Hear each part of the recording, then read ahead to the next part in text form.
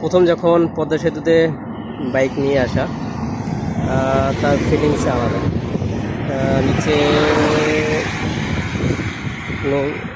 মাঝিরা মাছ ধরতেছে, অবশ্য অনেক নিচে, ক্যামেরায় কভার করতেছে না, ফিলিং আলাদা।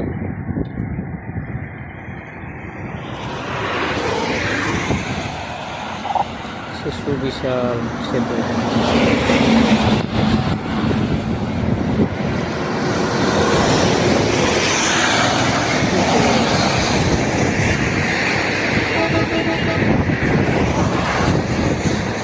কেউই থেমে নেই, যার যার আপন গতিতে চলে যাচ্ছে।